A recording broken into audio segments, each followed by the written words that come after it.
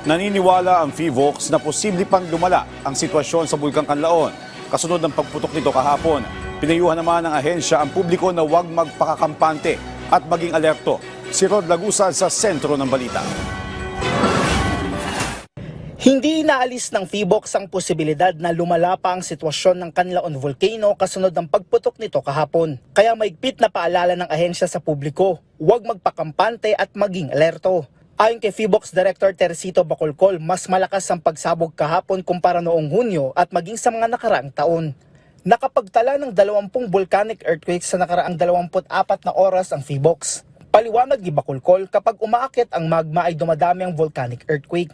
Pero kapag nasa taas na ang magma ay wala nang halos na itatala. Hindi pa rin tayo makasigurado na kumalma na kasi nga nasa alert level 3 tayo and anything can happen. We may expect na these things to escalate in the next few weeks. But of course, we're hoping na hindi.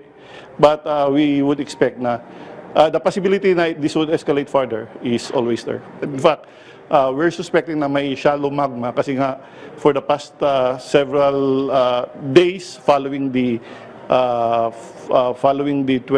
the June 3 eruption, marami tayong volcanic gases, sulfur dioxide. Dagdag pa ni Bacolcol, bumagsak sa 1,699 tons per day ang naitalang sulfur dioxide kahapon.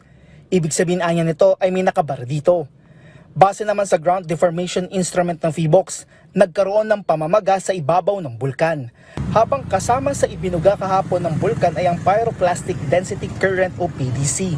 Ito ang rumaragasang pinaghalong volcanic ash, volcanic gases at volcanic fragments pababa sa bulkan.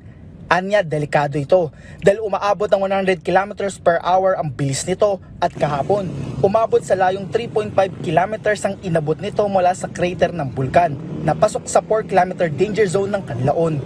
But that's the reason why we're raising the alert level because this may recur, this may happen again in the next few weeks.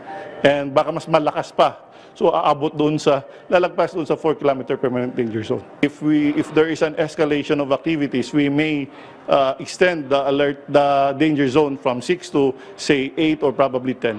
At kung tumaas man ang alert level, ito ang maaaring asahan ayon sa PHIVOLCS. Kapag mag-alert level 4, dadami yung earthquakes natin kasi may supply ka na ng magma, umaangat na talaga yung magma. And then dadami yung mga phreatic eruptions natin. And tataas yung sulfuric gas.